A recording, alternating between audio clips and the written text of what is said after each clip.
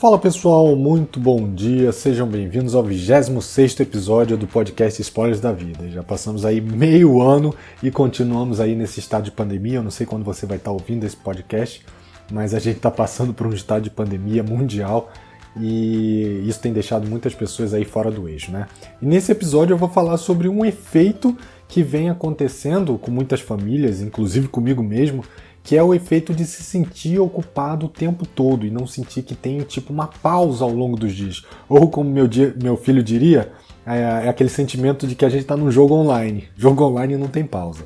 Bom, explicando melhor, muitas famílias estão em casa durante a pandemia, onde o pai e a mãe trabalham, estão de home office, que é o meu caso, por exemplo, então trabalham normalmente às 8 horas por dia. Os filhos estão de homeschooling, às vezes tem mais de um filho, inclusive.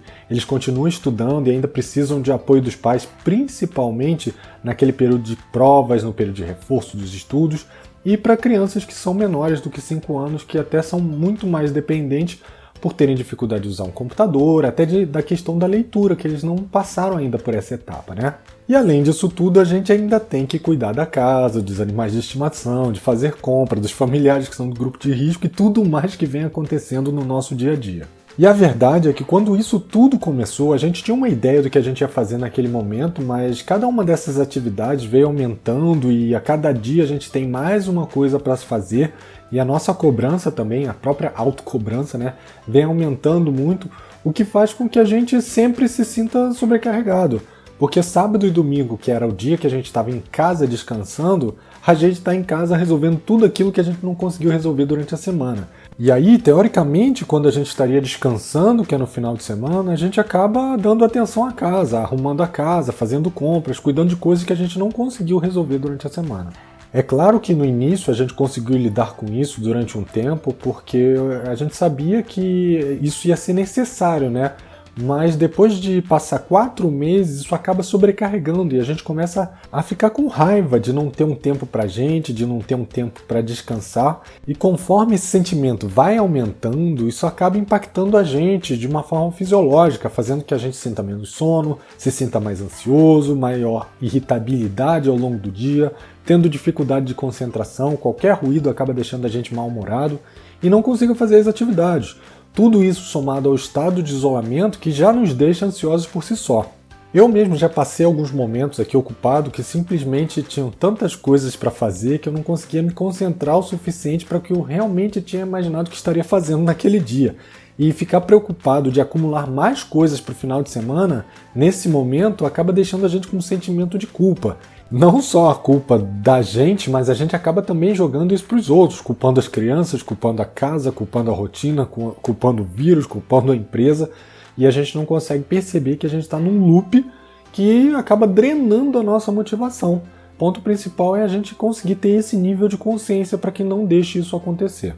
E o que a gente pode fazer para não cair nessa armadilha, né? Não chegar nesse ponto? Primeiro, óbvio, a gente tem que começar a ter consciência para que a gente trabalhe esses pontos. E aí eu vou falar sobre algumas ações e não necessariamente precisam ser feitas nessa mesma ordem, nem todas serem feitas, mas é importante que você veja as que fazem sentido no teu contexto. Por exemplo, eu que tenho muitas atividades, eu acabei em alguns momentos ficando sobrecarregado, ansioso, nervoso, e minha esposa eu vejo que também tem momentos que passa por isso.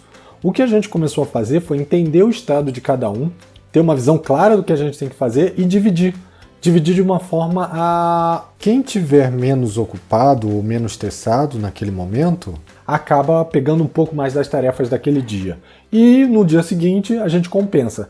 Claro que a gente vai observando como é que é o dia de cada um para que nenhum dos dois fique sobrecarregado. A ideia não é essa, a ideia é que os dois consigam achar um equilíbrio. Não adianta eu estar super bem, quando eu falo, oi amor, tudo bem? Ela fala, tudo bem só se for para você, porque para mim eu tô ferrado aqui. Então a gente sempre procura achar um equilíbrio para que nenhum dos dois fique sobrecarregado e para que os dois saibam exatamente o que tem que ser feito. Uma outra coisa que a gente faz é separar um tempo dentro do nosso dia, uma rotina de exercícios diário, que mesmo estando em casa, a gente acaba separando 6 horas da manhã, 7 horas da manhã, para quem consegue acordar de manhã e fazer exercício, ou no final do dia, para que a gente possa manter a homeostase do nosso organismo. O que eu quero dizer com isso? Esse exercício diário, ele vai fazer com que o nosso organismo libere hormônios que equalizam o nosso corpo. Como assim equalizar? Quando a gente está estressado, quando a gente está ansioso, a gente acaba liberando muita adrenalina e cortisol, que causam efeitos de a gente estar retesado, de estar de mau humor, de estar cansado, de perder o sono. E quando a gente faz um exercício físico, a gente libera outros hormônios, como a dopamina, que vão equilibrar isso de forma que você tenha uma sensação de prazer e que você consiga relaxar. Por isso que é importante manter essa rotina de exercício físico para fazer uma regulação hormonal dentro do nosso organismo. E isso a gente vai ter um sono melhor, a gente vai ficar menos estressado, a gente vai conseguir lidar melhor com cada uma dessas situações sem que isso seja um peso, né? Eu sei que nesse momento de desmotivação tem muitas coisas que vêm à nossa cabeça, tem muitas crenças que fazem com que a gente não se exercite como deveria, mas a verdade é que quando você começa a fazer o exercício, você acaba relaxando, você acaba percebendo que exercício faz bem na sua motivação, no seu ânimo do dia. E somente começando a fazer isso você vai perceber, porque muitas vezes a gente vai se bloqueando por essas crenças e deixa de ter o benefício.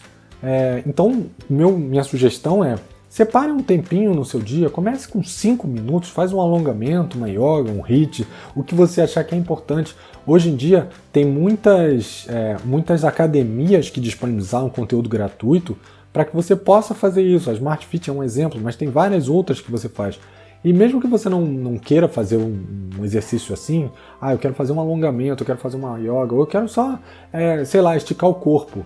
Faça, movimente-se, é importante. Movimentar o seu corpo vai fazer com que você melhore o teu ânimo do dia. Mais um ponto que me influencia bastante, que influencia na minha motivação, é manter o meu ambiente de trabalho visivelmente agradável. O que eu quero dizer com isso? Às vezes você está irritado e não sabe por quê. E você está dentro de um ambiente caótico, onde tem brinquedo para todos os lados, papéis, tudo está espalhado, bagunçado. E você não consegue se concentrar, porque o teu cérebro, a todo momento, ele vai estar te lembrando disso e falando: você tem que arrumar, você tem que arrumar, você tem que arrumar, para te jogar fora da tua rotina.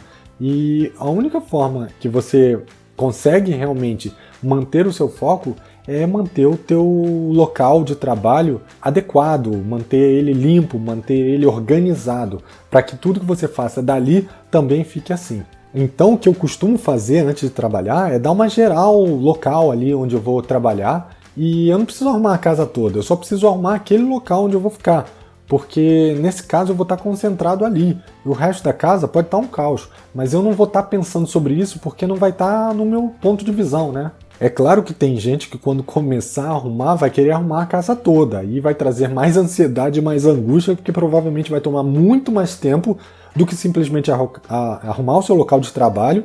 Então toma um cuidado com essa armadilha e tenta se manter focado onde efetivamente você vai estar trabalhando ao longo do dia.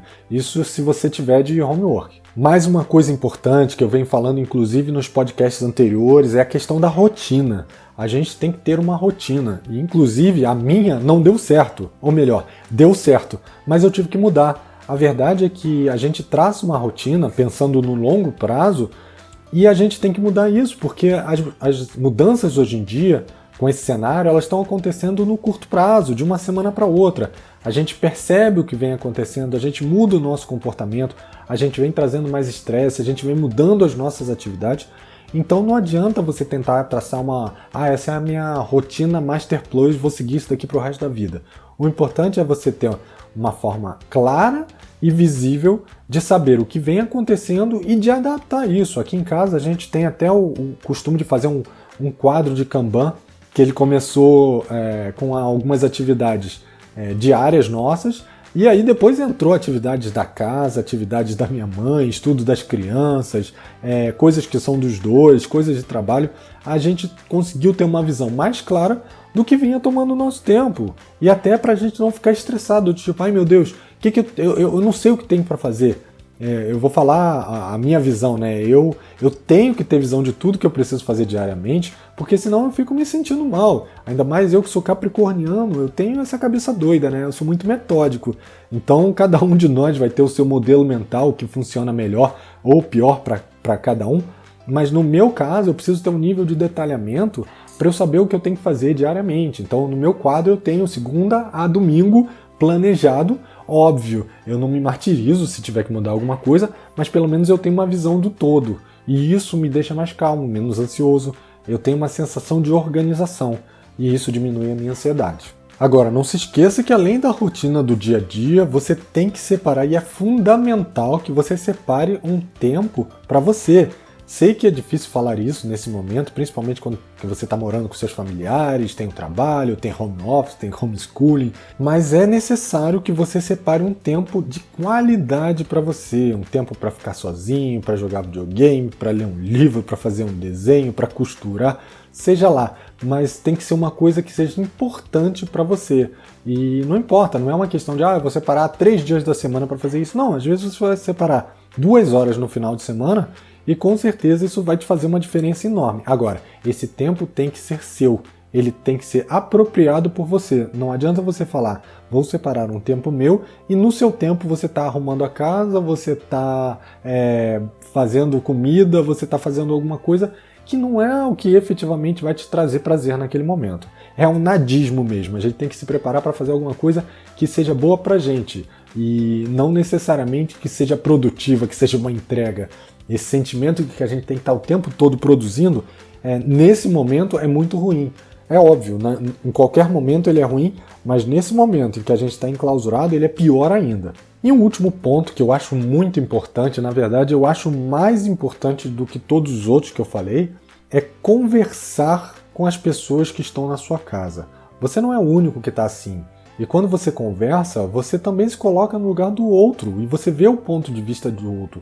Muitas vezes a gente tem a única visão da gente e não sabe como é que o outro está passando, ou não liga, ou escolhe não perceber como o outro está vivenciando esse mesmo cenário que a gente. E quando você tem esse ponto de vista, você equilibra essa maré, né? Você entende o lado do outro, você tem empatia e em ambos os lados, né? Porque o outro também, sabendo como você está passando através dessa conversa, tem empatia por você. E isso faz com que as pessoas fiquem mais próximas, entendam como elas estão lidando nesse momento, porque as pessoas não têm a obrigação de saber como você está por dentro. Às vezes a gente passa o dia inteiro calado, e isso não quer dizer que você está bem. Por dentro você pode estar super mal. E se a gente não conversa, a gente não dialoga, não se abre, a gente não sabe como o outro está. E eu até estendo aqui, eu acho que esse último ponto ele não se relaciona só para quem está dentro de casa. Pense agora que você também está trabalhando de home office, com as pessoas com quem você lida ao longo do dia, elas também podem estar passando por uma situação parecida com a sua. Então, pratique a empatia, mesmo que seja com o seu cliente, com o seu colaborador, com o seu superior, não importa, abra seu coração e fale como você está se sentindo, fale como está sendo a sua experiência, ouça o outro, aprenda a cultivar esse relacionamento, porque nós estamos tratando nesse momento muito mais do que relacionamento cliente-fornecedor, nós estamos tratando relacionamento entre pessoas. E esse relacionamento sendo fortalecido, com certeza o resto também será. Então a gente nesse momento tem que aprender a ouvir mais do que falar e estar disposto a estar próximo, a cultivar esse relacionamento com essas pessoas. Então, só para fechar aqui, sumarizar o episódio, o que a gente falou. Primeiro, a gente tem que dividir as atividades, saber que a gente não é super-herói, que a gente às vezes vai estar num momento ruim, num momento bom, a gente tem que dividir com quem está próximo da gente, com quem quer ajudar a gente. Segundo ponto fazer exercício físico, que faz bem pra gente, para que a gente mantenha o corpo e a mente sãos. Arrumar o local de trabalho, definir e redefinir a nossa rotina de trabalho, com um detalhe do nível que você precisar, seja um capricorniano doido como eu, ou da forma como você achar melhor. Separar um tempo para você, um tempo de qualidade, um tempo realmente que seja dedicado a você.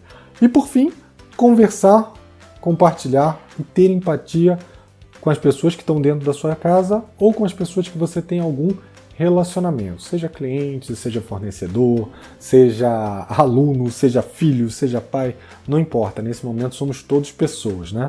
E use tudo isso para te manter melhor e para fortalecer o seu relacionamento com as pessoas. Isso que é importante. Espero que você tenha gostado desse conteúdo. Se você gostou, curte, compartilha. Não sei em que canal você está ouvindo isso, mas é fácil pegar o link e compartilhar. Sinta-se à vontade. E se tiver algum interesse em mandar algum tema específico, é só deixar um comentário ou mandar um e-mail para bruno@brunobr.com.br. Eu vou ter o maior prazer em contribuir com vocês. Um abraço e até segunda que vem. Tchau, tchau.